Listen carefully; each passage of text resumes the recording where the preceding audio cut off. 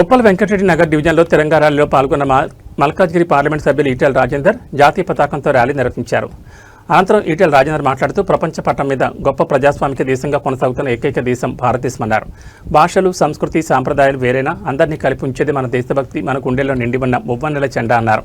దేశమంటే మట్టి కాదు, దేశమంటే మనుషులు అని గురజాడ అప్పారావు చెప్పినట్లు దేశమంటే అభివృద్ధి మాత్రమే కాదు, ఆర్థికం మాత్రమే కాదు, దేశమంటే కమిట్మెంట్, త్యాగం, ఆత్మగౌరవ ప్రత్యేక అనే భావించిన మన ప్రధాని నరేంద్ర మోడీ ఈ తిరంగా ర్యాలీకి పిలుపునిచ్చారన్నారు.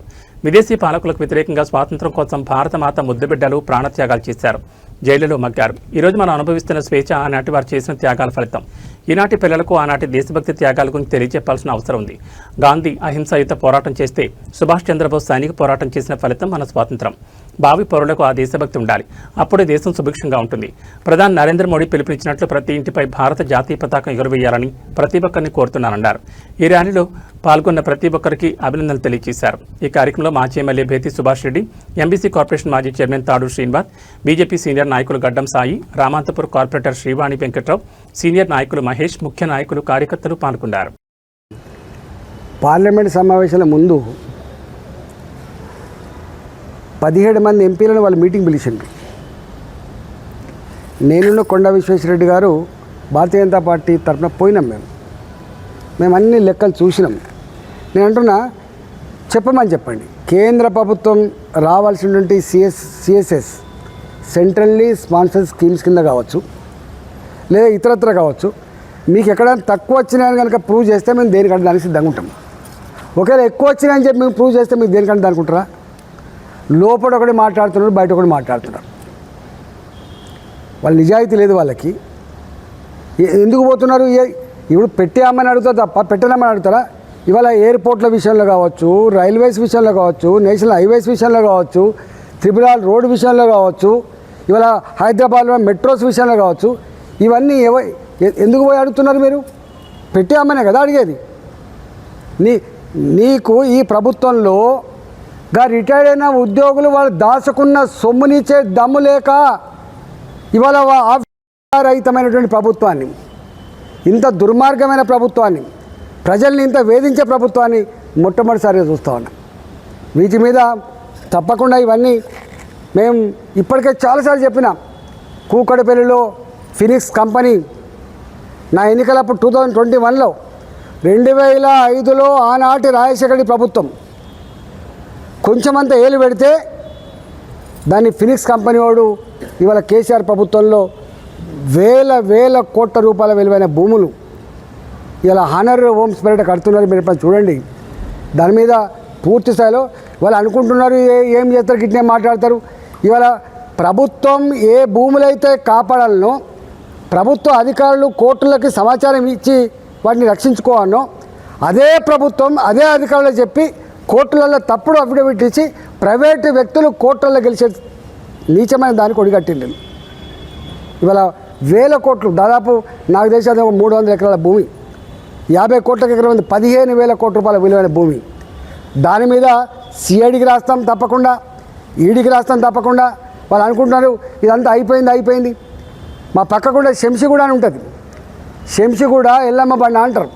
నేను 2006 నుంచి కొట్లాడుతున్నా. దేశ్ పాండే అనేటువంటి ఒక ల్యాండ్ గ్రాబర్ ఆ భూమి మీద కన్నేసి ఆ భూమిని ఆక్రమించుకునే ప్రయత్నం చేస్తున్నారని చెప్పి కొట్లాడుతూ ఉంటే ఆనాడు ఆ ప్రభుత్వం కొన్ని వందల మంది ఈ మధ్యకాలంలో ఇంటికి వస్తున్నారు. వచ్చి అంటున్న మాట ఏంటంటే, మాది నైబర్హుడ్ గేటెడ్ కమ్యూనిటీ, మాది యాంథమ్ గేటెడ్ కమ్యూనిటీ, మాది ఈ కాలనీ, మాది ఆ కాలనీ, మాది ఈ అపార్ట్మెంటు, మా ఆ అపార్ట్మెంట్ అని చెప్పి 20 ఏళ్ళ క్రితం 30 ఏళ్ళ క్రితం ఏ అపార్ట్మెంట్ అయితే కట్టుకున్నారో, ఏ గేటెడ్ కమ్యూనిటీ కట్టుకొని ఇళ్ళల్లో ఉంటున్నారో, ఏ కాలనీలు అయితే వెలిసినాయో అన్ని పర్మిషన్లతో కట్టుకొని లోన్లు కూడా తెచ్చుకొని ఉన్నాయి. ఇవాళ 22A కింద పెడుతున్నారు. ఇది ఎంత దుర్మార్గమైన ప్రభుత్వం అంటే, రేవంత్ రెడ్డికి ప్రభుత్వ పరమైన పాలనాపరమైన అనుభవం లేకపోవచ్చు, కానీ భూములలో మాత్రం రీసెర్చ్ స్కాలర్ అని చెప్పి అలా ప్రూవ్ అవుతూ ఉంది. తెలంగాణ యావత్ ప్రజానికానికి ఆ మాటల గాడితోటి మోసపోయి ఉన్నారని చెప్పి ఇలా మదన పడుతూ ఉన్నారు. కానీ ఎన్నెన్ని రకాల ఇబ్బందులు పెడుతున్నారో ఇవాళ తలనిల్లిపోతూ ఉంది. ఎంత బాధ అనిపించే అంశం అంటే ఆనాడు కేసీఆర్ గారు 13 కాలాలను రద్దు చేసి ధరణి అనేటువంటి పోర్టల్ తెచ్చి పేదల భూములన్నీ కూడా అడ్రస్ లేకుండా చేస్తే అసైన్మెంట్ భూములు కావచ్చు, అదేవిధంగా దేవాలయ భూములు కావచ్చు, ప్రజలు పోరాటం ద్వారా సాధించుకున్న భూములు కావచ్చు, ఎట్టి చేస్తే వచ్చిన ఎట్టి భూములు కావచ్చు, మాన్యాలు కావచ్చు ముగిసిపోయినాయి. ప్రతిపక్ష పార్టీలకి ప్రభుత్వం ఏదన్నా అన్యాయం చేసినా, ప్రజలకు సంబంధించిన పనుల విషయంలో జాప్యం జరిగినా ఎలుగెత్తి చాటేటువంటి గొప్ప అవకాశాన్ని ప్రతిపక్షాలు కోల్పోయినాయి. కానీ తెలంగాణ భారతీయ జనతా పార్టీ ఎంపీలుగా మేము 6 మంది ఎమ్మెల్యేలం, 2 కేంద్ర మంత్రులు, వాళ్ళు మంత్రులు కాబట్టి ఈసారి 6 మంది పార్లమెంట్ సభ్యులం.